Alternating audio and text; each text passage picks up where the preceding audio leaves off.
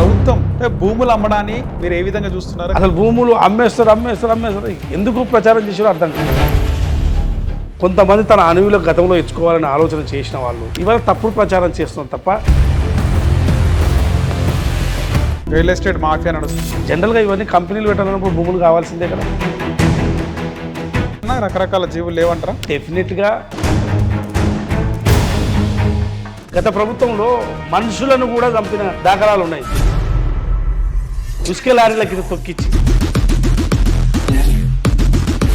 కేటీఆర్ అంటుంటూ 3 సంవత్సరాల్లో మేము వస్తాము, ఎవ్వరా ల్యాండ్ కొనొద్దు, కొంటే గుంజుకుంటాం బరాబర్ అంటుంది. అది మొట్టమొదటి తప్పు. ఇచ్చిన భూములు గుంజుకుంటాం అనే రైట్ నీకు లేదా రైట్. సో వాళ్ళు ఎందుకు అంటే హెచ్యు స్థలాలను నమ్మాలంటారా? వేరే మార్గం లేదా ప్రభుత్వం? ఇవాళ ఉన్న అప్పులను తులం బంగారం ఇస్తున్నారు, ఆడపిల్లలకు స్కూటీ ఇస్తున్నారు, అన్నీ అమలైతాయి. పెట్టుబడులు ఇన్వెస్ట్మెంట్స్ వచ్చినప్పుడు డెఫినెట్గా నెరవేరుస్తారు. వారికి వచ్చే ఎన్నికల్లో ముఖ్యమంత్రి రీసెంట్గా చూస్తే ఆయన మార్కెట్లో ₹1 పుడతలేదు అంటున్నారు. అబద్ధాలు చెప్పి ప్రభుత్వాన్ని నడపకూడదని డిసైడ్ అయ్యాయి. ప్రతిపక్షాలు చేసే ఆగమాగాన్ని ఏ పార్టీలకు సంబంధం లేకుండా ఉద్యమాలు చేసేవాళ్ళు వాళ్ళు ఉద్యమకారులు. నీ పార్టీ జెండా కట్టుకొని నీ పార్టీ దిబ్బలు కట్టుకొని నువ్వు ప్రచారం చేసుకుంటే మీరు ఉద్యమకారులా? మీరు మీ కుటుంబంలో ఉన్న అందరికీ పదవులు ఇచ్చుకుంటారు. నమస్తే, వెల్కమ్ టు హిట్ టీవీ. నా పేరు నరేష్. సమకాలీన రాజకీయ అంశాలపై మాట్లాడతాం. ఈరోజు మనతో పాటు T-SAT chairman senior journalist Venugopal Reddy గారు ఉన్నారు. మాట్లాడదాం. అన్న నమస్తే. ముందుగా మీకు శుభాకాంక్షలు. Thank you. రాష్ట్రంలో ముఖ్యంగా చూసుకుంటే ప్రస్తుతం హెచ్యు దీనికి సంబంధించి ప్రభుత్వం భూములు అమ్మడాన్ని మీరు ఏ విధంగా చూస్తున్నారా? కరెక్టైనా చూస్తున్నారా లేకపోతే తప్పని చూస్తున్నారా? ఇప్పటి వరకు సెంట్రల్ యూనివర్సిటీకి సంబంధించిన ఇష్యూకి సంబంధించి ఏదైతే ఉందో, ముందు ఆ ల్యాండ్స్ సెంట్రల్ యూనివర్సిటీకి సంబంధించిన ల్యాండ్స్ కావని చెప్పి గతంలో హైకోర్టు కూడా చెప్పింది. సో ఇప్పుడు ఒక ప్రైవేటు వ్యక్తి, ఒక కంపెనీ ఐఎంజీ భారత్ సంస్థకు ఉన్న భూములను ఇలా ప్రభుత్వ ఆధీనంలోకి భూములు వచ్చినాయి. అది కంచె పొరంబోకు భూములు, రెవెన్యూ రికార్డులు. సో ఇప్పటికీ భూములు అమ్ముతారని చెప్పి ఉట్టినే ప్రచారం చేస్తున్నారు. ఇప్పటివరకు దాని మీద ఎటువంటి చర్య లేదు ప్రభుత్వం ఆధీనంలోకి వచ్చిన తర్వాత. దీన్ని ఒక ప్రొపగండా చేసే ప్రయత్నం ప్రతిపక్షాలు చేస్తున్నాయి తప్ప అసలు ఇన్ని రోజులు దాదాపు 18 సంవత్సరాలు ఆ సంస్థ ఆధీనంలో ఆ సంస్థ ఆధీనంలో ఉన్నప్పుడేమో ఎవరూ సపోర్ట్ చేయలేదు. ఎవరు ఎటువంటి అంటే ఆ భూములు ప్రభుత్వాన్ని అని కూడా మాట్లాడలేదు. మాట్లాడలేదు. ఇవాళ సుప్రీంకోర్టు, హైకోర్టు, సుప్రీంకోర్టు తీర్పు ఇచ్చిన తర్వాత ఇవి ప్రభుత్వ భూములే అని చెప్పిన తర్వాత ఆ ల్యాండ్కి సంబంధించి ప్రభుత్వం అయితే ఆధీనం తీసుకోవాలి కదా, బౌండరీస్ అయితే పట్టుకోవాలి కదా, హైకోర్టు ఈ కార్యక్రమం అయితే చేసుకోవాలి కదా. సో ఇవాళ అది కోర్టులో కొంత అధ్యయనం కమిటీ అదంతా వచ్చింది కాబట్టి పూర్తి స్థాయిలో అది ఏదో ఉంది. మనం పూర్తిగా వివరాలు మాట్లాడాల్సిన అవసరం లేదు ఈ విషయంలో. ఎందుకంటే ఎట్లాగో కమిటీ తెలుస్తుంది ఇవాళ ఏంటిది అనేది. రాష్ట్ర ప్రభుత్వం కూడా ఆ కమిటీకి పూర్తి నివేదిక ఇచ్చింది. ఆ భూములు ఏంటి, దాని పూర్వాపరాలు ఏంది, గతంలో ఏంది, అసలు హెచ్యు ల్యాండ్స్ ఏంది, ఈ 400 ఎకరాల పరిస్థితి ఏంది అనేది మొత్తం కూడా ఇలా రాష్ట్ర ప్రభుత్వం ఆ కమిటీకి నివేదిక ఇచ్చింది. సో ఫర్దర్గా ఏం జరుగుతుందో చూద్దాం. కానీ దీని మీద ఒక ప్రొపగండా చేసి కొంతమంది తన అణువుల గతంలో ఇచ్చుకోవాలని ఆలోచన చేసిన వాళ్ళు ఇవాళ తప్పుడు ప్రచారం చేస్తున్నారు తప్ప అసలు భూములు అమ్మేస్తారు ఎందుకు ప్రచారం చేసారో అర్థం కాదు. రియల్ ఎస్టేట్ మాఫియా నడుస్తుంది. ఎందుకు అసలు ఏదైనా పెడితే ప్రభుత్వం ఏదైనా పెట్టాలనుకున్నప్పుడు కంపెనీలో ఏదైనా పెడతారు. జనరల్గా ఇవన్నీ కంపెనీలు పెట్టాలన్నప్పుడు భూములు కావాల్సిందే కదా. ఇవాళ ఈ హైటెక్ సిటీ మొదలు పెడితే మొత్తం గచ్చిబౌలి ఇదంతా మొత్తం ఫైనాన్షియల్ సిటీ ఇవన్నీ ఇవన్నీ ప్రభుత్వ భూములు ఉన్నాయి, గుట్టలు ఉన్నాయి, అన్నీ చెట్లు ఉన్నాయి, అన్నీ ఉన్నాయి కదా ఇటకి. మరి ఇవన్నీ బిల్డింగ్లు అన్నీ వెలిసినాయి కదా. కంపెనీలు, ఐటీ కంపెనీలు, రకరకాల కంపెనీలు వచ్చేసినాయి కదా. సో ఈ విధంగా ఇప్పుడు అభివృద్ధి చేయాలనుకున్నప్పుడు డెఫినెట్గా ల్యాండ్స్ కావాలి. కొంతమంది అటవీ భూమి అని, ఇందులో రకరకాల జీవులు ఉన్నాయని రకరకాలుగా ప్రచారం చేసే ప్రయత్నం చేస్తారు. లేవన్నా రకరకాల జీవులు లేవంటారా? డెఫినెట్గా ఎక్కడైనా ఈ భూమి మీద జీవులు ఉంటాయి, అది స్పష్టం. ఇక్కడ జీవులు లేకుండా భూమి ఉండదు. అది ప్రాథమికంగా తెలుసుకోవాల్సిన అంశం. నా పొలం ఉన్నా నా పొలంలో కూడా జీవులు ఉంటాయి, నీ పొలం ఉన్నా నీ పొలంలో జీవులు ఉంటాయి, ఉండవా? కానీ అరుదైన రకాలు ఉన్నాయి, అన్నీ ఉంటాయి, అన్ని రకాలు ఉంటాయి. వాటి ప్రమాదంలో ఉన్నాయి. ఏ జీవి అయినా జీవే ఉమ్, జీవే. వాళ్ళలాగా ఇప్పుడు గత ప్రభుత్వంలో చాలా విధ్వంసం జరిగింది. మనుషులను కూడా చంపిన దాఖలాలు ఉన్నాయి, ఉసుక లారీల కింద తొక్కిచ్చి. ఉమ్, కానీ ఈ ప్రభుత్వం అట్లా చేయట్లేదే. జస్ట్ ప్రభుత్వ భూమిని మన ప్రభుత్వానికి చెందిన భూమి అని చెప్పి ఆధీనం చేసుకునే ప్రయత్నం చేసింది, అంతే తప్ప ఇందులో ఏమీ జరగలేదు. ఏమీ జరగకముందే అన్నీ అది ఆర్టిఫిషియల్ ఇంటెలిజెన్స్ ద్వారా మొత్తం ఫేక్ వీడియోలు తయారు చేసి, మీరు అన్నది కరెక్టే, ఫేక్ వీడియోలు తయారు చేసి అంటే వీడియోలు ఫేక్ వీడియోలు తయారు చేసిన తెలిసిన వాడు కూడా భయపడేలా తయారు చేసిన వీడియోలు. అంటే మేము కూడా చూసారు ఏంది ఇది ఇట్లా అనే ప్రయత్నం. జింకలు అరుస్తున్నాయి, నెమ్మలు అరుస్తున్నాయి. ఏదైనా జేసీబీ వస్తుంటుందంటే ఆ జేసీబీ చుట్టూ ఒకవేళ ఉన్నాయే అనుకోండి, ఉంటే ఒక సౌండ్ రాగానే జింకలు కానీ నెమలు కానీ పారిపోతుంటాయి, 400 పారిపోతుంటాయి. అవి వచ్చి ఆ జేసీబీ ముందునే నాట్యం చేస్తున్నట్టు, జేసీబీకి వచ్చి తలిగినట్టు అట్లా వీడియోలు తయారు చేశారు. అసలు ఎంత హింస ఉన్నట్టుగా అనిపించింది అట్లా తయారు చేశారు, అంతే లేని హింసను వాళ్ళు తయారు చేశారు. సో ఇవాళ కమిటీ వచ్చింది కాబట్టి ఆ కమిటీ ఎట్లా అయింది అనేది మొత్తం తేలిపోతుంది కదా. కానీ ఇక్కడ ఒక విషయం అన్న, కోర్టు ఆర్డర్ వచ్చింది, ఇది ప్రభుత్వానిది అని చెప్పేసి ప్రభుత్వం గెలిచింది కోర్టులో. కానీ వచ్చినప్పుడు ముఖ్యమంత్రి దీనికి సంబంధించి ఒక కమిటీ వేసి ఒక 2-3 రోజులు ఆ కమిటీ ఏదైతే బౌండరీ ఉందో ఆ బౌండరీలను గీసుకొని మెల్లగా కూడా క్లీన్ చేసుకోవచ్చు, చదువు చేయొచ్చు. ఎందుకు రాత్రి 100 ఎకరాలు అసలు ఏమీ జరగలేదు అందులో. రాత్రి సుప్రీంకోర్టు సీరియస్ లే ఆ వీడియోలలో చూపించిన ఒకటేసారి 100 జేసీబీలు పోయినట్టు 100 ఎకరాలు అసలు ఆ వీడియోలో ఉన్న అసలు జేసీబీలు చూస్తే మొత్తం అది మన సినిమాలో గ్రాఫిక్స్ పెట్టి తీస్తారు చూసినా అట్లా జేసీబీలు చూపించారు. ఇప్పుడు అది మొత్తం ఫేక్ వీడియోలు తయారు చేయడం వల్ల ఇదంతా జరిగింది. సో ప్రభుత్వం ఆధీనంలోకి వచ్చినప్పుడు డెఫినెట్గా మార్కింగ్ చేసుకుంటారు. మార్కింగ్ చేసుకుని ప్రభుత్వం టెక్నాలజీ కూడా బాగానే ఉపయోగపడింది ఈ వీడియోస్ లో చూస్తే. అంటే ఎట్లా ఉపయోగపడే వాళ్ళు ఫేక్ చేయడానికి ఉపయోగపడ్డది. ఇప్పుడు మంచి చేయాలని ఇప్పుడు ఏదైనా ప్రతి టెక్నాలజీలో మంచి ఉంటుంది, చెడు ఉంటుంది. జనరల్గా మనం సమాజంలో అంత మంచిగా ఉపయోగించుకోవాలి తప్ప చెడును ఉపయోగించుకోవద్దు కదా. వాళ్ళు చేసింది అది మొత్తం ఫేక్ వీడియోలు, జనాలకు తెలియదు కదా. ఇప్పుడు నిజం అనేది లేట్గా తెలుస్తుంది, అబద్ధం తొందరగా ఫాస్ట్గా వెళ్ళిపోతుంటుంది.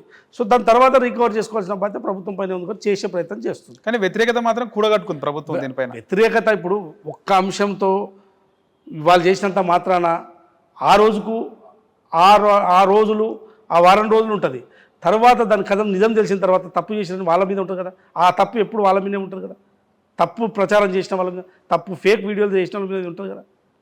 సో మీరు అన్నట్టు ఆ 4 రోజులు ఇది మొత్తం ఏదో జరిగిపోతుందంటే చేశారు. సో తర్వాత కొంత మీడియా, మెయిన్ స్ట్రీమ్ మీడియా వచ్చి అసలు రిపోర్ట్ చేసి ఏం జరిగింది ఏందని రోజు పేపర్లో వస్తుంటే అర్థమైపోయింది కదా. కేటీఆర్ అంటుంటూ 3 సంవత్సరాల్లో మేమే వస్తాము, ఎవ్వరు ల్యాండ్లు కొనొద్దు, కొంటే గుంజుకుంటాం బరాబర్ అంటుండు. ఇప్పుడు కేటీఆర్ గారు వస్తాము అనేదాన్ని ఆయన ఇష్టం, అది వస్తారా రారని ప్రజలు డిసైడ్ చేస్తారు. రైట్. సో తీర్పును ఆయనే ముందే డిసైడ్ చేసుకుంటే మనం ఏం చేయలేము. ఎందుకంటే ఇప్పుడు ప్రతిపక్షంలో ఉన్న నాయకుడు ఏదైనా మాట్లాడుకోవచ్చు, ఆ తీర్పును, ప్రజల తీర్పును కూడా ఆయన ఇప్పుడే డిసైడ్ చేస్తుండు. అది మొట్టమొదటి తప్పు.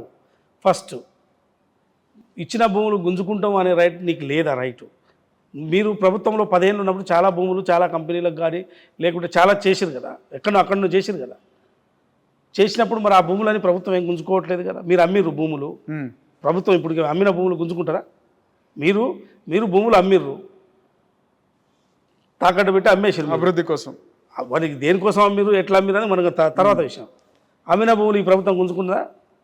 పోనీ మీరు చేసిన ఔటర్ రింగ్ రోడ్, మీరు చేసిన ఇది ఈ హైదరాబాద్ ఔటర్ రింగ్ రోడ్ అమ్మిరు కదా, అమ్మేసారా లేదా ఔటర్ రింగ్ రోడ్? సో కాబట్టి కోకాపేటకి సంబంధించి ఔటర్ రింగ్ రోడ్ మొత్తం చుట్టుముట్టున్న హైదరాబాద్కు ఉన్న మనయారంగా ఉన్న ఔటర్ రింగ్ రోడ్ అమ్మేసారు కదా. సో కాబట్టి ప్రభుత్వాలు అనేది వస్తుంటాయి పోతుంటాయి. ఒక కార్యక్రమం చేసిన తర్వాత మేము వచ్చిన తర్వాత గుంజుకుంటాం అంటే నువ్వు బ్లాక్మెయిల్ చేస్తున్నట్టు. కొనేవాళ్ళని కంపెనీలు పెట్టుబడులు పెట్టే వాళ్ళను బ్లాక్మెయిల్ చేస్తున్నావు. పెట్టుబడులు పెట్టకుండా వాళ్ళను బ్లాక్మెయిల్ చేస్తున్నావు. అంటే బ్లాక్మెయిల్ చేసి ఏం లబ్ధి పొందాలనుకుంటున్నారు? అభివృద్ధిని అడ్డంకిగా, అభివృద్ధులు రావద్దు, పెట్టుబడులు పెట్టొద్దు అని కోరుకుంటున్నారు. ఒకవేళ పెట్టుబడులు పెట్టి ఇక్కడ అభివృద్ధి చెందితే ఈ ప్రభుత్వం మంచిగా చేస్తుంది, ఈ ప్రభుత్వానికి మంచి పేరు వస్తుంది, రేవంత్ రెడ్డి గారికి మంచి పేరు వస్తుంది అని ఒక ఒక ఆందోళనలో ఉన్నారు. నిజంగా చెప్పాలంటే వాళ్ళు చాలా ఆందోళనలో ఉన్నారు. ఈ ప్రభుత్వం మెల్లమెల్లగా ఒక్కొక్కటి అభివృద్ధి చేసుకుంటూ ఒక్కొక్కటి పథకాన్ని అమలు చేసుకుంటూ వస్తుంది. సో వాళ్ళు ఎందుకు అంటే ఇవాళ ఉన్న అప్పులను కంట్రోల్ చేసుకుంటూ అప్పులను తీర్చుకుంటూ యథావిధిగా నెలవారీగా జీతాలు ఇచ్చుకుంటూ అభివృద్ధిని చేసే ప్రయత్నం ఈ ప్రభుత్వము క్యాబినెట్ అందరూ కలిసి ముఖ్యమంత్రి గారు వీరందరూ కలిసి ప్రయత్నం చేస్తుంటే ఇవాళ ఇటువంటివి తప్పుడు ప్రచారాలు చేసే ప్రయత్నం వాళ్ళు చేస్తున్నారు. ఇవి కొన్ని రోజులు మాత్రమే నిలుస్తాయి. ఇప్పుడు ఈ 6 గ్యారంటీలకు సంబంధించి ప్రభుత్వం ఇచ్చిన మేనిఫెస్టోనా లేదా 6 గ్యారంటీలకు సంబంధించి ఆ పథకాలు అమలు చేయాలంటే ఖచ్చితంగా హెచ్యు స్థలాలను అమ్మాలంటారా? వేరే మార్గం లేదా ప్రభుత్వానికి? ఇప్పుడు నేను ఇంతసేపు చెప్పిన మీకు హైదరాబాద్ సెంట్రల్ యూనివర్సిటీకి సంబంధించిన ల్యాండ్స్ యథావిధిగా ఉన్నాయి. ఈ 400 ఎకరాలు వేరు. సో ఈ 400 ఎకరాలు కూడా ఇప్పుడు అమ్ముతామని ఎవరు చెప్పలేదు. ఇప్పుడు ప్రభుత్వం చెప్పలేదు, ముఖ్యమంత్రి గారు బయటకు వచ్చి మేము అమ్ముతున్నామని చెప్పలేదు. వాళ్ళే ప్రచారం చేసుకున్నారు తప్ప ఇక్కడ భూములు అమ్ముతాము అది ఎవరు చెప్పలేదు. పెట్టుబడులు ఇన్వెస్ట్మెంట్స్ వచ్చినప్పుడు కంపెనీల ఏర్పాటుకు ల్యాండ్ కావాలి. మరి ఎట్లా పెట్టాలి? ల్యాండ్ లేకుండా పెడతామా? సో దానికోసం ఉపయోగిస్తారు తప్ప ల్యాండ్ ఉన్నప్పుడు ఏదో ఒకటి చేయాల్సిందే కదా. సో కాబట్టి వాళ్ళు ఊరికే భూములు అమ్ముతారని ప్రచారం చేసే ప్రయత్నం జరిగింది. ఇక్కడ ఎవరు భూములు అమ్ముతారని చెప్పి ఇక్కడ ప్రభుత్వం జీవో చేయలేవు భూములు అమ్ముతున్నామని. సో ముందు ఆ భూములు మనకి ఇలా వచ్చినాయి సంతోషపడాలి. ఒక కంపెనీ నుంచి సంతోషపడాలి. అది సంతోషపడకుండా అది వాళ్ళ దగ్గరే ఉంటే ఏదో మేము అనివులకు భవిష్యత్తులో ఇచ్చుకుందామని ఒక ఆలోచన వాళ్ళకు ఉండొచ్చు, దుర్బుద్ధి ఉండొచ్చు, కానీ అది జరగదు. భవిష్యత్తు లెట్స్ ఏం జరుగుతుంది అనేది కమిటీ గిట్లు వచ్చింది కదా, ఏం జరుగుతుంది. ఓకే. సో వాస్తవానికి 6 గ్యారంటీలకు సంబంధించి ఈ 6 గ్యారంటీలే కాకుండా తులం బంగారం ఇస్తున్నారు, ఆడపిల్లలకు స్కూటీ ఇస్తున్నారు. ఇవి అమలయ్యే పథకాలు అని అప్పట్లో ఇప్పుడున్న ప్రభుత్వం అనుకుందా? పిసిసి అధ్యక్షుడు ఇప్పుడు ముఖ్యమంత్రి అనుకుందా? లేకపోతే హామీలు ప్రభుత్వంలోకి రావాలని హామీలు ఇచ్చేస్తున్నారు? డెఫినెట్గా ఒక్కొక్కటి ఏదైనా ప్రభుత్వంలోకి రావాలన్నప్పుడు పార్టీ మేనిఫెస్టోని రూపొందించుకుంటుంది. మేనిఫెస్టో రూపొందించుకున్నప్పుడు ఏది అమలు అవుతుంది ఏది అమలు కాదనేది ఖచ్చితంగా చర్చ చేసుకుంటారు. సో 100 ఏళ్ళ కాంగ్రెస్ పార్టీ ఒక అనుభవం ఉన్నది. ఏది అమలు చేయగలము ఏది అమలు చేయలేము అనేది అనుభవంతోనే మేనిఫెస్టో రూపొందించుకుంటాం. సో ఇవన్నీ కూడా రైతుల రుణమాఫీ జరిగింది. 21,000 కోట్లు జరిగింది. 21,000 కోట్లు దాదాపు 22,000 కోట్ల రైతు రుణమాఫీ 20,000 కోట్లని ముఖ్యమంత్రి మొత్తం రైతు ఖాతాల్లోకి వెళ్ళినాయి. ఇంతకన్నా పెద్ద హామీ ఇంకా ఏది లేదు. ఇప్పుడున్న ప్రభుత్వము ఇప్పుడు ఇచ్చిన హామీల్లో ఇంత పెద్ద హామీ ఇంకా ఏది లేదు. 20,000 కోట్లు అనేది పెద్ద హామీ. ఇక ఏ పథకం అమలు చేసినా ఇన్ని కోట్లు కావు. ఏ పథకం అమలు చేసినా 1000 కోట్లు 500 కోట్లు ఇంత మాత్రమే అవుతాయి. సో ఈ హామీనే నెరవేర్చినప్పుడు 1 ఇయర్లో నెరవేర్చినప్పుడు 1 ఇయర్లో అమలు చేసినప్పుడు మిగతా హామీలు ఒక్కొక్కటిగా ఈ 5 ఏళ్లలో ఎప్పుడే కానీ దశల వారీగా ప్రజలు 5 ఏళ్ళు మ్యాండేట్ ఇచ్చారు ఈ ప్రభుత్వానికి. 5 ఏళ్లలో మనం ఇచ్చిన మేనిఫెస్టోను అమలు చేసే బాధ్యత ఆ ప్రభుత్వం పైన ఉంటుంది. వచ్చిన పార్టీ ఏదైతే అధికారంలో ఉంటుందో కాంగ్రెస్ పార్టీపై ఉంది. సో ఇప్పుడు దశల వారీగా ఒక్కొక్కటి అమలు అవుతాయి. డెఫినెట్గా అన్నీ అమలు చేస్తారు. రైతు రుణమాఫీ అయిపోయింది. మహిళలకు ఫ్రీ బస్సు ఇచ్చినాము. 200 యూనిట్లకు సంబంధించి నడుస్తూనే ఉంది. 200 యూనిట్లు లబ్ధి పొందేవాళ్ళు గ్రామీణ ప్రాంతంలో అయితే నాకు తెలిసి మా గ్రామంలో చెప్తున్నా 80% 200 యూనిట్లే. ఇంకా అసలు పవర్ కన్జంప్షన్ తగ్గుతుంది వాళ్ళు, ఎందుకంటే సేవ్ చేస్తున్నారు, పవర్ని సేవ్ చేస్తున్నారు. సో 200 యూనిట్లు లబ్ధి పొందేవాళ్ళు 80% ఉన్నారు. సో దీని ఏం చెప్తుంటే ఒక్కొక్కటి అమలు అవుతున్నాయి. సో అన్ని పథకాలు అమలు చేయడానికి వీళ్ళ సన్న బియ్యం సంబంధించి ప్రజల్లో ఎంత మంచి పేరు. సన్న బియ్యం కానీ ఈ రాజీవ్ యువ వికాసం స్కీమ్ కానీ వీటి గురించి ప్రస్తావన లేకుండే యాక్చువల్గా మేనిఫెస్టోలో ఉంది. రాజీవ్ యువ వికాసము మేనిఫెస్టోలో ఉంది. 6,000 కోట్లతో దాదాపు 6 లక్షల మందికి ఉపాధి కల్పించాలనేది ప్రభుత్వం తీసుకున్న నిర్ణయం. ఈ స్కీము అమలు పూర్తి అయిపోయిన తర్వాత ఇది యువతలో ఉపాధి దొరుకుతుంది, కొనుగోలు శక్తి పెరుగుతుంది, నలుగురు కొనుగోలు శక్తి పెరుగుతుంది, రాష్ట్ర అభివృద్ధికి తోడ్పడుతుంది. ప్రభుత్వము ఇట్లాంటి ఆలోచనలు చేస్తుంది. సో విద్యా విధానంలో కూడా అనేక మార్పులు తెస్తుంది. సో కాబట్టి ఇచ్చిన హామీలన్నిటినీ అమలు చేసే ప్రయత్నము ఈ ప్రభుత్వము 14 నెలల్లోనే అసలు మీరు చూడండి, నెలకు 2-3 పథకాలు అమలు చేసే కార్యక్రమం చేపడుతుంది. అంటే ఇందిరమ్మ ఇండ్లకు సంబంధించి కానీ, రేషన్ కార్డులకు సంబంధించి కానీ, సన్నబియ్యంకి సంబంధించి కానీ, బోనస్ సంబంధించి కానీ, రైతుల రుణమాఫీకి సంబంధించి కానీ, 200 యూనిట్లు కానీ, ఆర్టీసీ బస్సు ఫ్రీ కానీ, ఇట్లా అనేక స్కీములు ఎంబడెంబడి ఈ 14 నెలల్లో ఒక్కొక్క నెలకు 2-3 స్కీములు అమలు చేసే పరిస్థితి కానీ 2500 ఇస్తున్నారు, మహిళలు దానికోసం ఎదురు చూస్తున్నారు. ఎస్, డెఫినెట్గా 2500 కానీ, మీరు అన్న తులం బంగారం కానీ, పెన్షన్ దశల వారీగా అమలవుతాయి. ఒకేసారి అన్ని స్కీములు ఒకే నెలలో అంటే కాదు, అది దశల వారీగా. ఇప్పుడు ఈ 14 నెలల్లో ఇన్ని అయినాయి, ఇంకొచ్చే 14 నెలల్లో మరిన్ని అవుతాయి. సో ఖచ్చితంగా అన్ని స్కీమ్స్ అన్నీ కూడా వచ్చే ఎన్నికల నాటికి మొత్తం అమలవుతాయి. కానీ అన్ని తెలిసిన కేసీఆర్ 2000 నుంచి 2500, 3000 దశల వారీగా 4000 వరకు పెంచుతా అన్నాడు పెన్షన్. కానీ రేవంత్ రెడ్డికి ఏం తెలియదు కాబట్టి ఏకంగా 4000 అని ఒకటేసారి అనేసినాడు. కానీ ఇప్పుడు అమలు చేయాలంటే అయితలేదు ఆయనతో అని చెప్పి మాట్లాడుతున్నారు ప్రజలు. ఏమంటారు? ఇప్పుడు ప్రభుత్వం వచ్చి 14 నెలలు 15 నెలలు అయింది. ఇంకా నిర్ణయం తీసుకొని ఇంకా ఎంత టైం, ఇంకా 3.5 సంవత్సరాలు ఉంది కదా. అవును. ఆ సమయం లోపల ప్రజలకు ఇచ్చిన హామీని నెరవేర్చాలి. డెఫినెట్గా నెరవేరుస్తారు. వారికి వచ్చే ఎన్నికల్లో మొన్న వచ్చిన సీట్ల కన్నా చాలా తక్కువ వస్తాయి. ఆ అమలు చేసిన తర్వాత పెన్షన్ 4000 అమలు అవుతుంది, 2500 అమలు అవుతుంది, అన్నీ అమలు అవుతాయి. వచ్చే ఎన్నికలు వాళ్ళ పార్లమెంట్లో ఒక్కటి కూడా రాలేదు. మళ్ళీ వచ్చే ఎన్నికలు అవి కూడా ఏవి రావు. ఓకే. సో వాళ్ళు ఏదో వీళ్ళు అమలు చేయలేకపోతారు మొత్తము, ఎందుకంటే వాళ్ళు అప్పులప్పాలు చేసిపోయారు కదా ఈ రాష్ట్రాన్ని. ఈ అప్పులు తీర్పే వరకు వాళ్ళతో కాదని అనుకుంటారు. కానీ ఒక పద్ధతి ప్రకారం ఈ ప్రభుత్వం నడుస్తుంది. ఒక క్రమశిక్షణ, ఆర్థిక క్రమశిక్షణతో ఈ ప్రభుత్వం నడుస్తుంది. డెఫినెట్గా అన్ని స్కీమ్స్ అన్నీ అమలవుతాయి. గత 10 సంవత్సరాల్లో విధ్వంసం అయింది అని జనాలు కాంగ్రెస్ పార్టీకి పట్టం కట్టినారు. ఈ 15 నెలల్లో ముఖ్యమంత్రి రీసెంట్గా చూస్తే ఆయన మార్కెట్లో ₹1 పుడతలేదు అంటున్నాడు. రియల్ ఎస్టేట్ రంగం డమాల్ అయిపోయింది. రియల్ ఎస్టేట్తో మిగతా రంగాల్లో కూడా వెనుకబడిపోయిందని పబ్లిక్ టాక్, ప్రజలు మాట్లాడుకుంటారు. మార్కెట్లో మనీ అనేది సర్క్యులేట్ అవుతలేదు. ఎట్లా దీని మార్గం ఎట్లా అంటారు? ఒకటి, ముఖ్యమంత్రి గారు అబద్ధాలు చెప్పదలుచుకోలేదు కాబట్టి ఆ విధంగా ఉన్నది ఉన్నట్టు చెప్పాడు. రాష్ట్ర ఆర్థిక పరిస్థితి ఏంది, వస్తున్న ఆదాయం ఏంది, ప్రజలకు ఏ విధంగా మనం దాన్ని వినియోగంలోకి తెస్తున్నాం, ఆ ఫైనాన్స్ అంతా కూడా అనేది ఉన్నది ఉన్నట్టు ముఖ్యమంత్రి గారు మాట్లాడుతారు. అబద్ధాలు చెప్పి ప్రభుత్వాన్ని నడపకూడదని డిసైడ్ అయ్యాడు. సో నిజాలు చెప్పాలి, నిజాలు చెప్పి ప్రజలను కన్విన్స్ చేసుకోవాలి. ఇచ్చిన హామీలు ఒక్కొక్కటిగా నెరవేరుస్తాం, డెఫినెట్గా నెరవేరుస్తాం. ప్రతిపక్షాలు చెప్పే అబద్ధాలను, ప్రతిపక్షాలు చేసే ఆగమాగాన్ని ప్రజలు నమ్మకూడదు అని చెప్పి ఆయన నిజాలు చెప్పే ప్రయత్నం చేస్తున్నాం. అందుకోసమే ఈ 10 సంవత్సరాల్లో వాళ్ళు చేసిన అప్పులెన్ని, మేము ఆ అప్పులకు నెలవారీగా ఎన్ని కడుతున్నాము, సంవత్సరానికి ఎన్ని వేల కోట్లు అవుతున్నాయి అప్పులకు కట్టడానికి, మిగులుతున్నది ఎంత, అంటే ప్రభుత్వ ఉద్యోగులకు జీతాలు ఇస్తున్నది ఎన్ని, సో అభివృద్ధి కార్యక్రమాలకు ఖర్చు పెడుతున్నది అనేది స్పష్టంగా చెప్పడం జరుగుతుంది. సో ఇది నిజం చెప్పి ప్రజలను కన్విన్స్ చేసుకోవాలని చెప్పే ప్రయత్నం ముఖ్యమంత్రి గారు చేస్తున్నారు. సో అభివృద్ధి డెఫినెట్గా జరుగుతుంది. దీని అన్నిటిని కూడా మేము స్ట్రీమ్లైజ్ చేసి వరుసగా అన్నీ అమలు చేస్తామని చెప్పి ప్రజలను వేడుకుంటుంది తప్ప వాళ్ళు చెప్పే అబద్ధాల ట్రాప్లో ప్రజలు పడకూడదని ప్రయత్నం చేస్తున్నారు. ఇది తప్ప.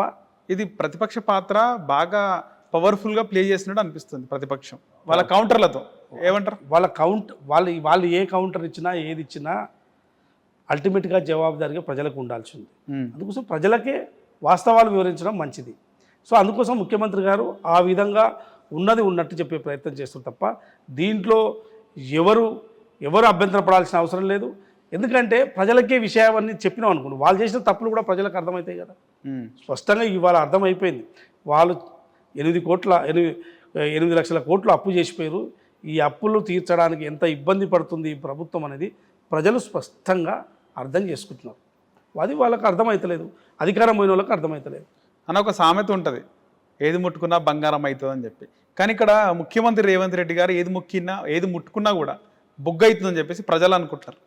అంటే నువ్వు అనేది ఆయన హైడ్రా అనేది మూసి ప్రక్షాళన, హైడ్రా అనేది చెరువుల సుందరీకరణ, జాగాలు కాపాడడం, ఇవన్నీ మంచి పథకమే.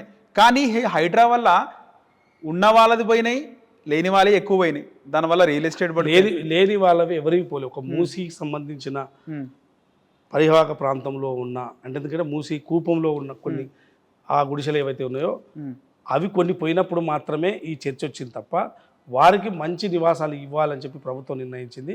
వారి నివాసాలు ఎందుకంటే ఆ నివాసాలు చాలామంది 80% వెళ్ళిపోయారు. అక్కడో ఇక్కడో స్లాబ్లు వేసుకున్నారు, మేము పోము అన్నవారిని కూడా ప్రభుత్వం కన్విన్స్ చేసే ప్రయత్నం చేస్తుంది. కానీ హైడ్రా వల్ల చాలామంది ఇప్పుడు చూడండి, మీరు హైడ్రా ఆఫీస్కి మీరు వెళ్ళండి నేరుగా, హైడ్రా ఆఫీస్కి ఎన్ని కంప్లైంట్స్ వచ్చినాయి, చాలా వచ్చినాయి కంప్లైంట్స్. హైడ్రా ఆఫీస్కి ఎన్ని కంప్లైంట్స్ వచ్చినాయి. అసలు నిజంగా కబ్జా చేసిన భూములు ఎవరు కబ్జా చేశారు? పేదలు ఎవరు కబ్జా చేయలే. పేదలు భూములు కబ్జా చేయరు. పేదలు తను ఉండడానికి నివాసం కట్టుకుంటారు తప్ప పేదలు ఎవరు భూములు కబ్జా చేయరు. ఆ నివాసం కూడా వాళ్ళు ఎక్కడ కట్టుకుంటున్నారు? చెరువులకు సంబంధించిన మూసి కూపాల్లో అక్కడో ఇక్కడో, అక్కడైతేనే ఎవరు ఆబ్జెక్షన్ ఉండదు కాబట్టి అక్కడ కట్టుకున్నారు. సో పేదలు కబ్జా చేయలే. అటువంటి వాటిని తొలగించి మీకు మంచి నివాసాలు ఇవ్వాలని చెప్పి ప్రభుత్వం వాళ్ళని కన్విన్స్ చేసే ప్రయత్నం చేశారు. కానీ ఇవాళ హైడ్రాకి వస్తున్న కంప్లైంట్స్ అవి కావు. హైడ్రాకి వస్తున్నవి మంచి మంచి ల్యాండ్స్, ప్రభుత్వానికి సంబంధించిన కొన్ని ల్యాండ్స్ కబ్జా చేసినవి కూడా హైడ్రా కంప్లైంట్స్ వస్తున్నాయి. కొంతమంది ఏదైనా నాలా పోతే ఆ నాలా కొంత నాలా అడ్డంగా ఇండ్లు కట్టేసి ఇది తొలగిస్తే నీళ్లు పోతాయని చెప్పి కంప్లైంట్స్ వస్తున్నాయి. కొంతమంది రోడ్లనే కబ్జా చేశారు. ఆ రోడ్లకు సంబంధించి కొన్ని 30 ఏళ్ల నుంచి పంచాయతీ ఎంజాల్లో హైడ్రా వచ్చి కూల్చిపోతే మొత్తం ఆ 2-3 కాలనీల ప్రజలందరూ కూడా స్వాగతం పలికిరు హైడ్రాకు. ఇప్పుడు ప్రజల నుంచి సపోర్ట్ ఉన్నాయి అన్నీ కూడా, హైడ్రా అన్నీ కూడా తన కార్యక్రమం చేస్తుంది. సో ఇవాళ హైడ్రా వల్ల చాలా సమస్యలకు పరిష్కారం అవుతున్నాయి. సో ఇవాళ కొంత దాన్ని మొదట నెగిటివ్ ఏదైనా ఎవరైనా కూల్చివేతనే వరకు కొంత నెగిటివ్ కనపడుతుంది.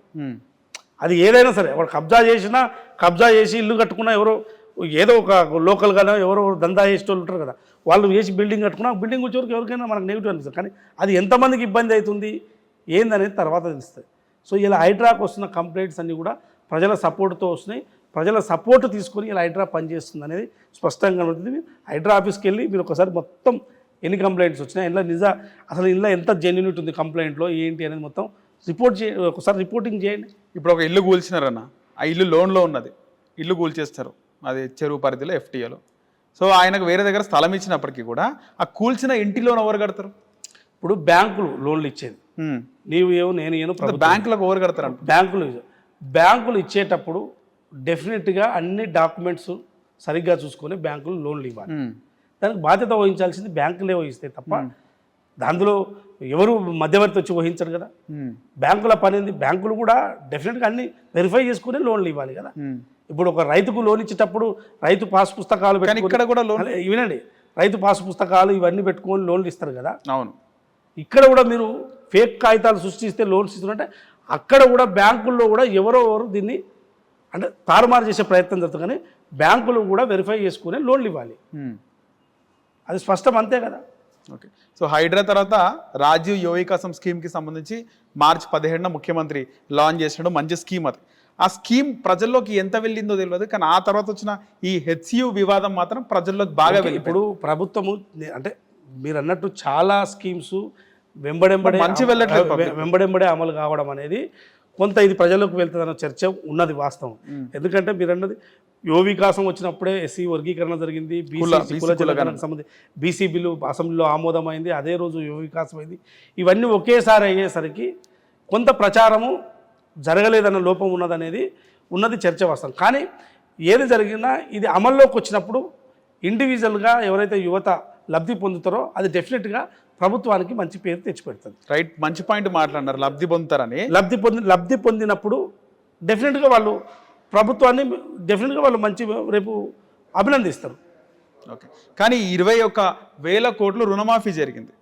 అందులో రకరకాల వర్గాల ప్రజలు ఉన్నారు. అంటే పార్టీలకు సానుభూతి పరులు ఉంటారు, అలాగే రేవంత్ రెడ్డిని వ్యతిరేకరించారు, ఆయనను మద్దతు తెలిపేవారు, అభిమానించేవారు ఉంటారు. కానీ అభిమానించే వాళ్ళు చెప్పినప్పటికీ కూడా వివిధ పార్టీ వర్గాలకు చెందిన ప్రజలు వాళ్ళు చెప్పడంలో బయటకు వచ్చి చెప్పట్లేదు. ఇప్పుడు వాస్తవానికి రైతు రుణమాఫీ చాలా అద్భుతంగా అమలైంది.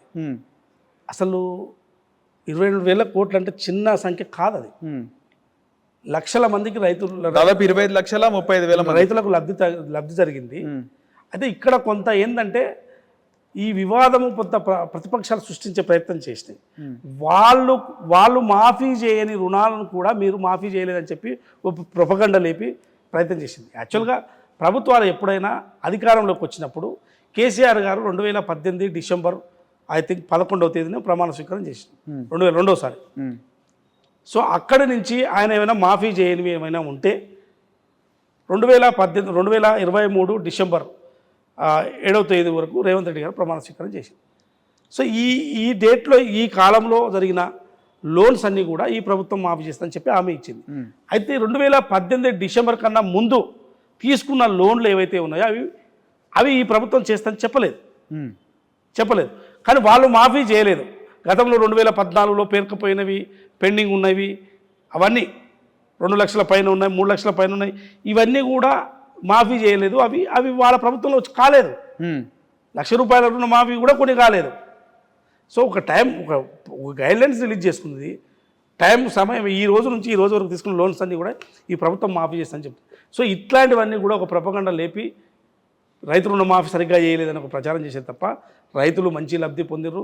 రుణమాఫీ విషయంలో, బోనస్ విషయంలో చాలా అద్భుతంగా రుణాలు కూడా వచ్చినట్టున్నాయి. మళ్ళీ రుణాలు వచ్చినాయి. బోనస్ విషయంలో ఒక్కొక్కరికి దాదాపుగా 70,000, 80,000, 90,000, 2 లక్షలు వచ్చిన బోనస్ వచ్చిన వాళ్ళు కూడా రైతులు ఉన్నారు. ఎన్ని పథకాలు ఇచ్చినా లక్షల కోట్ల రుణమాఫీ జరిగినప్పటికీ కూడా గ్రౌండ్ లెవెల్లో పోయి కాంగ్రెస్ పార్టీ సోషల్ మీడియా చెప్పించడంలో విఫలమైందా? అసలు ప్రజల్లోకి ఏది పోతలేదు.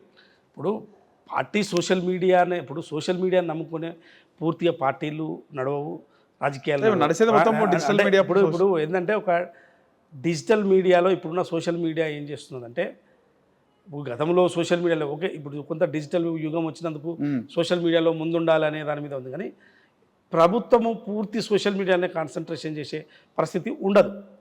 సో పార్టీ పరంగా ఏదైనా చేసేది ఉంటే చేస్తారు.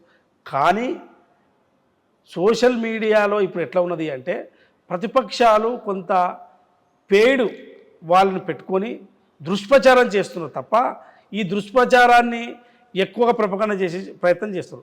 కానీ అది కొన్ని రోజులు మాత్రమే నిలుస్తుంది. నువ్వు చూడండి, ఇప్పుడు హెచ్సియు విషయమే వచ్చింది అనుకోండి. హెచ్సియు విషయం కొన్ని రోజులు దాని అబద్ధాన్ని ప్రచారం చేసే ప్రయత్నం జరుగుతుంది. ఫైనల్గా అల్టిమేట్గా నిజం బయటకు వచ్చేస్తుంది. భూములు ఎవరివి, ఎట్లున్నాయి, ఎక్కడ, అవి హెచ్సియువా కావా, అటవీ భూములా కావా, కంచపురం. ఇప్పుడు పొరంబోకు భూములు అంటే ఏంటి, దేనికి పనికిరాని భూములు. జనరల్గా మన దగ్గర తెలంగాణలో పొరంబోకు అనే మాట్లాడతారు. పంటకు పనికిరాని, ఏ పంటకు పనికిరానివి పడి ఉన్న ల్యాండ్స్ అని మనం, అట్లాంటి ల్యాండ్స్ అని మన రెవెన్యూ రికార్డులో ఉన్నది. సో అవి గత ప్రభుత్వాలు ఎవరికి ఇచ్చినాయి, మళ్ళీ తిరిగి ఎట్లా ఈ ప్రభుత్వం తీసుకున్నది, ఈ ప్రభుత్వం రేవంత్ రెడ్డి గారు వచ్చిన తర్వాత, ముఖ్యమంత్రి అయిన తర్వాత ఆ భూములు ప్రభుత్వాన్ని చెప్పి సుప్రీంకోర్టులో వాళ్ళు బలంగా వినిపించి ఇవాళ ప్రభుత్వం పరం చేసారు.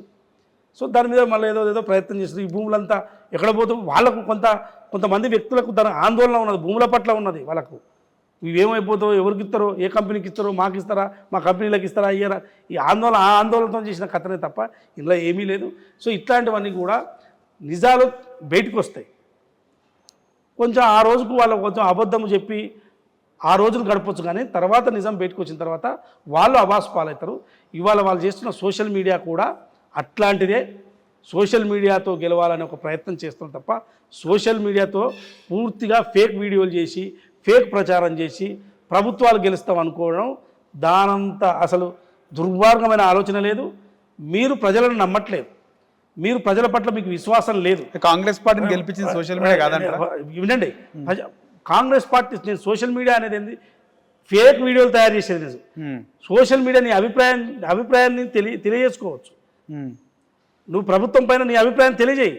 ఏం తెలియాలి, ఏదైనా సమస్య ఉన్నప్పుడు ఆ సమస్య పరిష్కారం కానప్పుడు తన అభిప్రాయాన్ని తెలియజేయాలి. కానీ నీ అభిప్రాయాన్ని ఒక ఫేక్ అభిప్రాయంగా నువ్వు వ్యక్తీకరించలేవు కదా. ఉన్నట్టే నీ అభిప్రాయాన్ని వ్యక్తీకరిస్తావు కదా ప్రభుత్వం పైన. కానీ ఇక్కడ కాంగ్రెస్ పార్టీ ఉన్నది కూడా చెప్పుకోలేకపోతుంది కదా. వాస్తవానికి పథకాలు అంటే 14 నెలల్లో దాదాపుగా ఒక 20-25 స్కీమ్స్ అమలైనాయి కాబట్టి ఒకేసారి అమలయ్యేసరికి ఇప్పుడు ఏంటంటే చాలామంది ఏం చేస్తారంటే గోరంత చేసి కొండంత ప్రచారం చేసుకుంటారు. ఈ ప్రభుత్వం ఈ 14 నెలల్లో కొండంత చేసి గోరంత ప్రచారం జరగలేదన్న ఒక చర్చ ఉన్నది, వాస్తవం, నిజమే. ఇది సోషల్ మీడియాలోనే ప్రచారం జరుగుతుంది. కానీ అయితే ఇప్పుడు ఇవేంటంటే ఈ రోజుల్లో ఆండ్రాయిడ్ ఫోన్ అయ్యి ఈ ఆండ్రాయిడ్ ఫోన్లో రావాలి కదా, ఎందుకు వస్తలేదు అనేది ఒకటి చర్చ ఉన్నది. డెఫినెట్గా ఒకేసారి ఇన్ని స్కీములు అమలైనప్పుడు ప్రచారం జరగడం కూడా చాలా కష్టంగా ఉంటుంది. అది ఇండివిజువల్గా లబ్ధిదారులకు తెలిసిపోతుంది.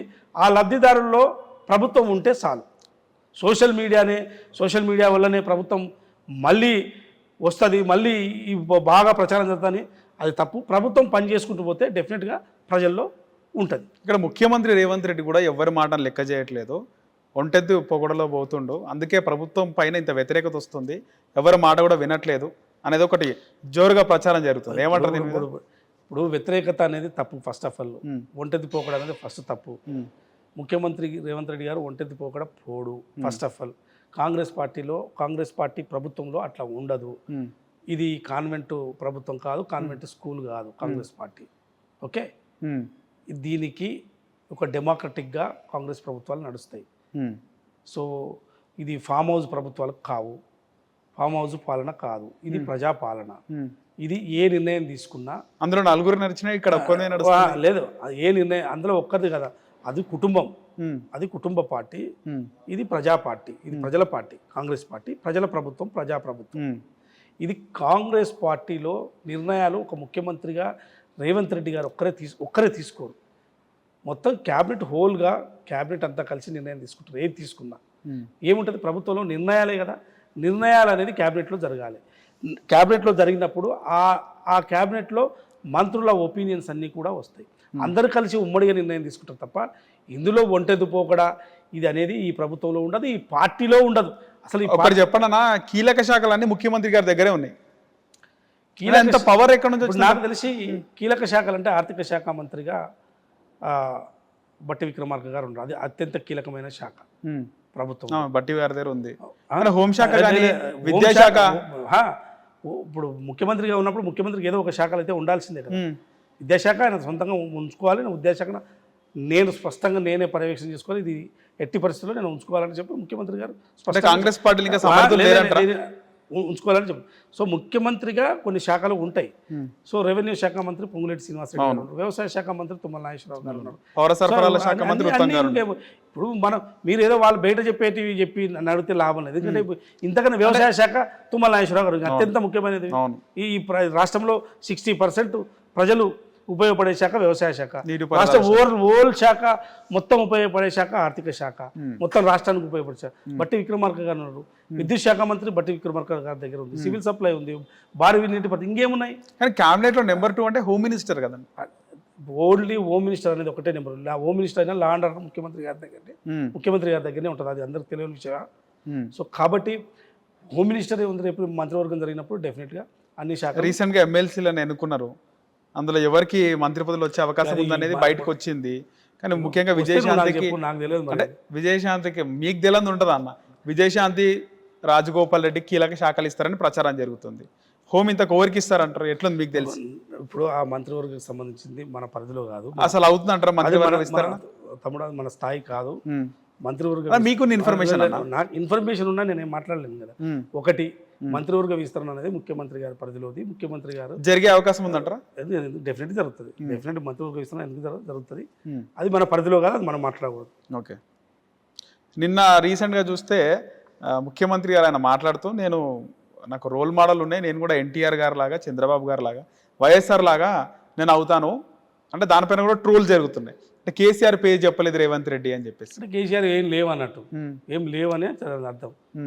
ఎందుకు చెప్తారు? తెలంగాణ కోసం కొట్లాడినాడు, తెలంగాణ కోసం అందరిని ఏకం చేసిండు, నాయకత్వం వహించిండు. ఒకటి, కేసీఆర్ గారు ఒక రాజకీయ పార్టీ పెట్టుకున్నాడు,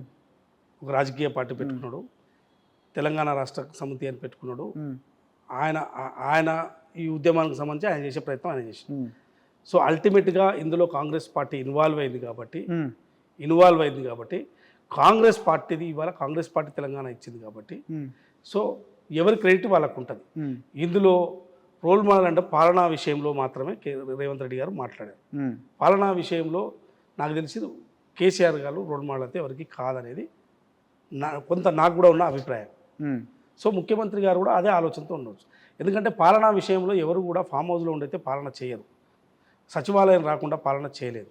రాజశేఖర రెడ్డి గారు రెగ్యులర్గా సచివాలయానికి వచ్చేది, గతంలో ఉన్న ముఖ్యమంత్రులందరూ కూడా సచివాలయానికి వచ్చేది, పాలన చేసేది. కానీ ఫామ్ హౌస్లో తన ఒక్కడే నిర్ణయాలు ఏ ప్రభుత్వంలో తీసుకోలేదు. అందుకోసమే కేసీఆర్ గారు ఎవరికి రోల్ మోడల్, ప్రభుత్వ పాలనా విషయంలో ఎవరికి రోల్ మోడల్ కాదు. కేసీఆర్ లేకుండా ఎక్కడ రేవంత్ రెడ్డి ఎట్లా అవుతున్న ముఖ్యమంత్రి అని కూడా మాట్లాడుతున్నారు. ఎవరు ఇక మాట్లాడే వాళ్ళ ప్రభుత్వంలో గతంలో వాళ్ళ పార్టీలో ఉండే వాళ్ళు మాట్లాడతారు, అది వాళ్ళు మాట్లాడేదే గదే మాట్లాడతారు కదా. కేసీఆర్కు రేవంత్ రెడ్డి గారికి ఏ సంబంధం? ఆయన పార్టీలో ఉన్నాడు, ఆయన పార్టీ ఏమైనా అది చేసిందా? ఆయనదో పార్టీ ఏదో పార్టీ ఏంది అసలు రైట్, కాంగ్రెస్ పార్టీ తెలంగాణ ఇచ్చింది ఒప్పుకోవచ్చు, కానీ కొట్లాడింది కేసీఆర్ కదా, అంటే ఏమంటారు?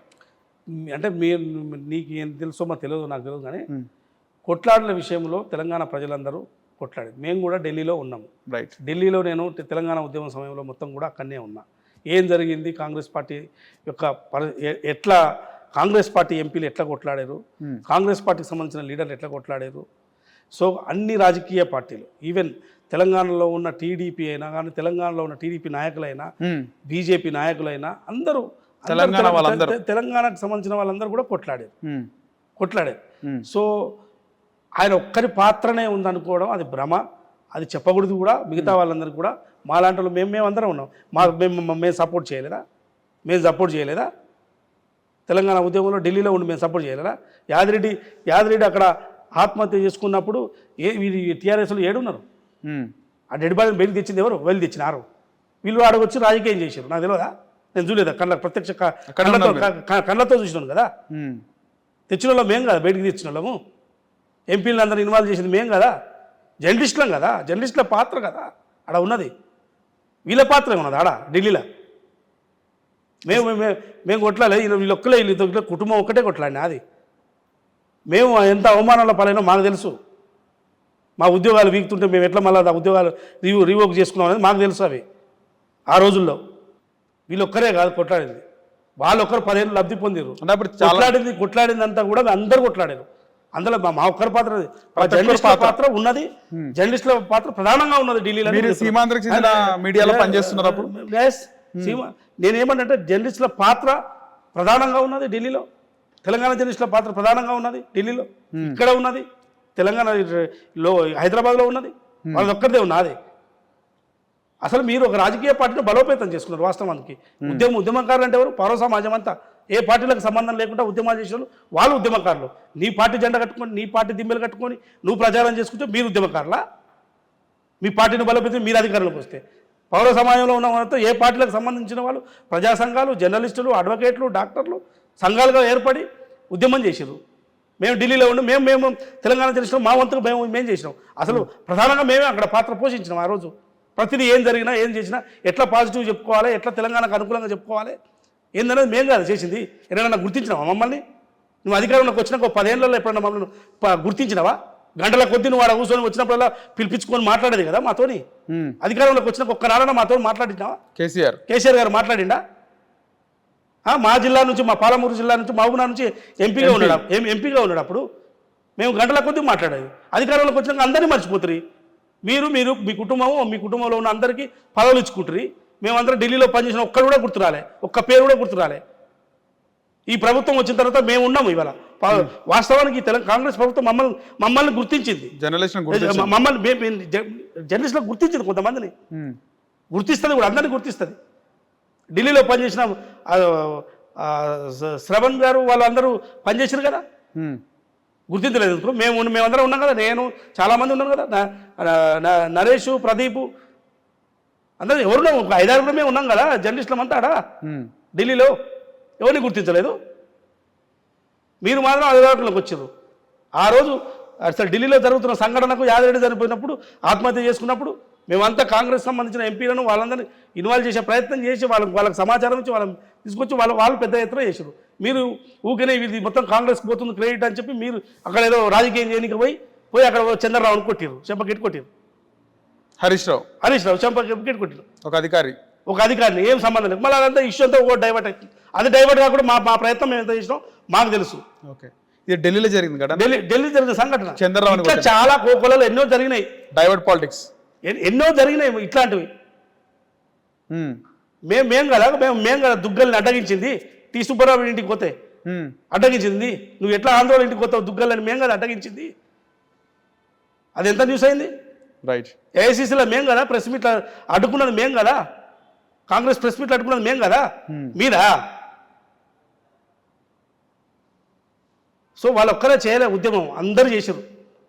తెలంగాణ సమాజం అంతా మేము వాళ్ళేదో పార్టీ చేసి, పార్టీ ఏదో మేమే చేసి పార్టీ జెండా కట్టి పార్టీ ఉద్యమాలు పార్టీలో మీ దిమ్మెలు కట్టుకుని మీ పార్టీని బలం చేస్తే మీరు కాదు ఉద్యమకారులు. పౌర సమాజంలో ఉన్న మిగతా పార్టీలకు సంబంధం లేని వర్గాలను ఉద్యమకారులు అంటారు. విద్యార్థులు కానీ, అడ్వకేట్లు కానీ, వీళ్ళని ఉద్యమకారులు అంటారు. మీరు పార్టీలో ఉండి మీ పార్టీని చేసుకున్నారు, అధికారం తెచ్చుకున్నారు, వచ్చిర్రు మీ ప్రజలు మీకు అధికారం ఇచ్చారు, 10 ఏళ్ళు అనుభవించారు. మీరు ఇంకేం మాట్లాడతారు? ఆడ ఏదో చెప్తారు, మాయా మాటలు చెప్తారు, వస్తారు. ఇది వాళ్ళ చరిత్ర. సో మొత్తానికి చాలా ఉన్నది. ఇక చెప్తే మాకున్న అనుభవం మొత్తం ఢిల్లీలో చెప్తే ఓ పుస్తకం మొత్తం రాయొచ్చు. శ్రీకృష్ణ కమిటీ చేసినప్పుడు ఎట్లా ఉన్నది, ఏం కథ అనేది. వాళ్ళు ఇచ్చిన ఏ రిపోర్ట్లు అనుకునేది అందరు ఇచ్చారు, అన్ని పార్టీలు ఇచ్చారు. అన్ని పార్టీలు కాంగ్రెస్ పార్టీ అన్ని పార్టీలకు కూడా తెలంగాణ ఎట్లా తెచ్చుకోవాలని ఆలోచన చేసినాయి. జైపాల్ రెడ్డి గారి పాత్ర ఎంత ఢిల్లీలో మాకు తెలియదా? జైపాల్ రెడ్డి గారి పాత్ర ఏంది? ఒక అర్ధరాత్రులు ఆయన ఇంట్లో మీటింగ్లు జరిగేది, ఏమన్నా తెలుసా? అర్ధరాత్రులు మీటింగ్లు జరిగేది తెలంగాణ అంశంలో ఎట్లా తెచ్చుకోవాలనే దాన్ని. వీళ్ళు ఉన్నారు అక్కడ, ఏదో చెప్తారు, వీళ్ళు ఏదో పెద్ద పెద్ద మాటలు మాట్లాడుతుంటారు. మీ పాత్ర మీ పార్టీ మీ వ్యవస్థ నిర్మించుకున్నారు, అయిపోయింది. ఎవరినన్నా ఒక్కడన్నా ఉద్యమకారులు మీరు పిలిచి మాట్లాడారా? సో వాళ్ళకి ఆ సోయి మర్చిపోయారు కాబట్టి ఇవాళ ఇప్పుడు అధికారం అనేది ఎవరికి శాశ్వతం కాదు. రైట్. సో తర్వాత తెలంగాణ ఏర్పడిన తర్వాత కాంగ్రెస్ పార్టీ ముఖ్యంగా, అంటే అవుట్ ఆఫ్ సిలబస్ కానీ, కాంగ్రెస్ పార్టీ మళ్ళీ ప్రభుత్వాన్ని ఏర్పాటు చేయకపోవడానికి కారణం అంటే ఏం చెప్తారు? ఒకటి నేను అందుకోసమే చెప్తున్నాను, ప్రభుత్వాలు ఏర్పడడానికి అనేక కారణాలు ఉంటాయి. అప్పటికప్పుడు ఎన్నికల్లో పర్సెప్షన్ క్రియేట్ చేసుకోవాలి ఏ పార్టీ అయినా.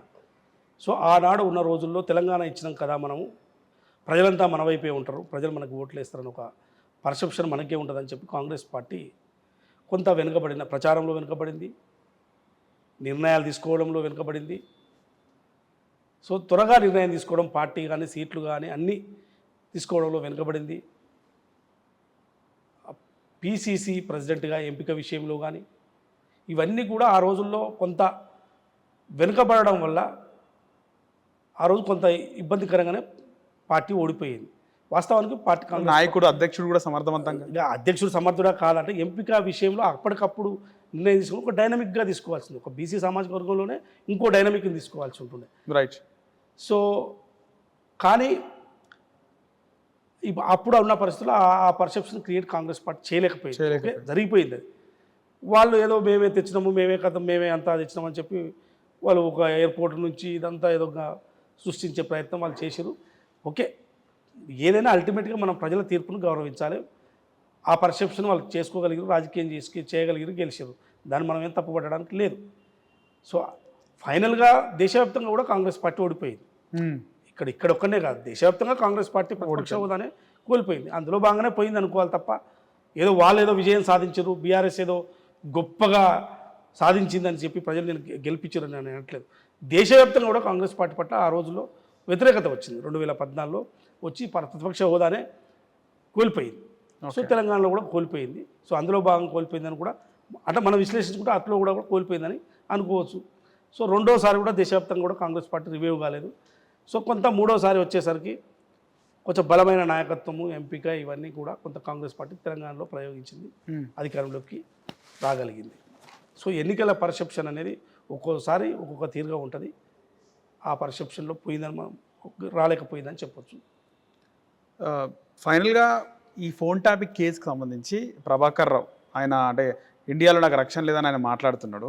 కానీ ఫోన్ ట్యాపింగ్ కాకుండా ఏదైతే కార్ రేస్ ఉందో దీనికి సంబంధించి కేటీఆర్ని అరెస్ట్ అని గతంలో 9-10 నెలల నుంచి మనం వింటూనే ఉన్నాం. ఎందుకు కేటీఆర్ని అరెస్ట్ చేయలేకపోతున్నారన్నది ఒకటి పెద్దగా మారింది. ఇంకోటి కాంగ్రెస్ ప్రభుత్వం ఏ విధంగా అయినా కేటీఆర్ని అరెస్ట్ చేయాలని చూస్తుంది. ఈ రేస్ అయితే సంబంధించి ఏంది, ఫోన్ ట్యాపింగ్ అయితే ఏంది, దీనికి సంబంధించి ఏం చెప్తారు? నీకు అర్థమవుతున్నది ఏంది అసలు, ఎందుకు జరుగుతుంది ఇవాళ? అంటే రేవంత్ రెడ్డి ఏమంటాడు, బీజేపీ కాపాడుతుంది. ఏదైనా ఇవాళ ఒక కేసులు విచారణ జరుగుతున్నప్పుడు విచారణలో అన్ని సంస్థలు సహకరించాల్సి ఉంటుంది. అన్ని సంస్థలు ఓకే, రాష్ట్ర ప్రభుత్వ విచారణ సంస్థలు ఏమైనా చేసినా కేంద్ర ప్రభుత్వ సంస్థలు అడ్డుకున్నప్పుడు మనం ఎవరేం చేయలేరు. సో వాళ్ళని కాపాడుతున్నది ఇవాళ బీజేపీ. కేటీఆర్ గారు కానీ ప్రభాకర్ రావు గారు కానీ ఈ ఫోన్ ట్యాపింగ్లో అందరినీ కాపాడుతున్నది మొత్తం కూడా ఇవాళ బీజేపీ. అందరికీ స్పష్టంగా ఇవాళ కొంత పూర్తి స్థాయిలో అర్థం కాకపోవచ్చు. మీకు రాను బీజేపీ వాళ్ళని ఎంత కాపాడుతుంది అనేది త్వరలో తెలుస్తుంది. ఎందుకంటే ప్రతి కేసులో అడ్డంకిగా కేంద్ర ప్రభుత్వం వస్తుందనేది ఇక కొన్ని రోజుల తర్వాత వాళ్ళ పార్టీలోనే గుసగుసలు లొసలుసుగులు వస్తాయి. వచ్చినప్పుడు అన్నీ బయటపడతాయి. కానీ ప్రజల్లో కేటీఆర్ని అరెస్ట్ చేయాలనుకుంటున్నారు కానీ చేయలేకపోతుంది ప్రభుత్వం అని కూడా మాట్లాడుతున్నారు. ఇప్పుడు ఒకటి ప్రభుత్వం అరెస్ట్ చేయదు, ఫస్ట్ ఆఫ్ ఆల్ రాష్ట్ర ప్రభుత్వం అరెస్ట్ చేయదు. సో ఆయన చేసిన సంఘటనలపైన అవినీతులపైన ప్రభుత్వం విచారణకు ఆదేశించగలుగుతుంది. విచారణకు ఆదేశించిన తర్వాత విచారణలో భాగంగా అరెస్టులు అవుతారు. దాని తీవ్రత ఎట్లా ఉన్నది ఏంది అనేది కోర్టులు, న్యాయ వ్యవస్థలు ఇవన్నీ కూడా ఇన్వాల్వ్ అయ్యి అరెస్టులు అవుతారు. సో అది డెఫినెట్గా ఇప్పుడు తాత్కాలికంగా బీజేపీ ప్రయత్నం చేస్తున్నా రాను రాను అడ్డుకునే పరిస్థితి ఉండకపోవచ్చేమో అని నేను అనుకుంటున్నాను. ఎందుకంటే న్యాయ వ్యవస్థల పైన పూర్తి నమ్మకం ఉన్నది. ఆ న్యాయ వ్యవస్థలు కొంత వీటిని అధిగమించగలుగుతాయి అనేది నాకు ఉన్న నమ్మకం. ముఖ్యంగా కేటీఆర్ ఏ ప్రెస్ మీట్ అయినా విలేకరులతో చిట్చాట్లోనైనా చాలా కాన్ఫిడెన్స్గా ఉన్నాడు. ఈయన ముఖ్యమంత్రి ఎంత మళ్ళీ మా ప్రభుత్వం వస్తుంది. ఇప్పుడు ఆయన కాన్ఫిడెంట్ ఆయనకు ఉండొచ్చు, కానీ ప్రజల తీర్పును కూడా ఆయన తీసుకోకూడదు. ఫస్ట్ ఆఫ్ ఆల్ ప్రజల తీర్పును ఆయనంత ఈయనంత అని ఒక వ్యక్తులను కించపరిచే విధంగా మాట్లాడినా అది మీ విజ్ఞత, మీకున్న జ్ఞానం అనుకోండి, మీకున్న విజ్ఞత అనుకోండి. మేము చేస్తామంటే ప్రజల తీర్పును ఆయన ముందే తీసుకుంటే ప్రజలు మమ్మల్ని గెలిపిస్తారు అనేది వేరు, గెలిపిస్తారు అనేది అది ఒక నమ్మకం వేరు, మేము వచ్చేస్తాము అనేది వేరు. మేము వచ్చేస్తున్నాం 3 ఏళ్లలో మేము మొత్తం గుంజుకుంటాం అనేది అంటుండు కదా, అది తప్పుడు మాటలు, ప్రజలను కించపరిచినట్లు. మేము గెలుస్తాము అని అనడం, ప్రజలు మా పట్ల నమ్మకం ఉంటుంది గెలుస్తాము అనేది చెప్తే చూద్దాము గెలుస్తావా గెలవా అని ప్రజలు చెప్తారు. అట్లా దానికి ఏమైనా చెప్పడానికి ఉంటుంది. కానీ ఆయన గెలిచేసినామని చెప్పుకున్నప్పుడు ఎవరేం చేస్తారు? అంత ఇక ఆలోచనతో ఉన్నప్పుడు మనం ఎవరేం చేయలేం కదా. ఓకే, మొత్తానికి మంచి అంశాలు పంచుకున్నారన్న మా హిట్ టీవీతో. ధన్యవాదాలు. Thank you. Hit TV app, ఇందులో short news, live news, entertainment shows, movies, digital magazines తో పాటు మీ జిల్లా వార్తలను కూడా ఫ్రీగా చూడొచ్చు. ఇంకెందుకు ఆలస్యం, వెంటనే హిట్ టీవీ యాప్ ని డౌన్లోడ్ చేసుకుని ఫ్రీగా ఎంటర్టైన్మెంట్ పొందండి. Hit TV app. Hit TV app. Please download hit TV app. Hit TV యాప్ని ఫ్రీగా డౌన్లోడ్ చేసుకొని ఎంజాయ్ చేయండి. మీకు నచ్చిన ఎంటర్టైన్మెంట్ కోసం హిట్ టీవీ యాప్ ని ఫ్రీగా డౌన్లోడ్ చేసుకొని ఎంజాయ్ చేయండి. హిట్ టీవీ యాప్ని డౌన్లోడ్ చేసుకుని ఆస్వాదించండి, ఆశీర్వదించండి. ఇంతమంది సెలబ్రిటీలు హిట్ టీవీ యాప్ ని డౌన్లోడ్ చేసుకోండి అని చెప్తున్నారంటే ఎంత మంచి యాప్ ఆలోచించండి. అమెరికా అమెరికా అమెరికా అమెరికాలో చదవాలనుకునే వాళ్ళకి విశ్వసనీయమైన పేరు మన శౌర్య కన్సల్టెన్సీ. UK లో 1 year masters, UK లో 1 year masters, 2 years work permit up to 5 years visa. Contact Saurya Consultancy. Contact 89851 89851.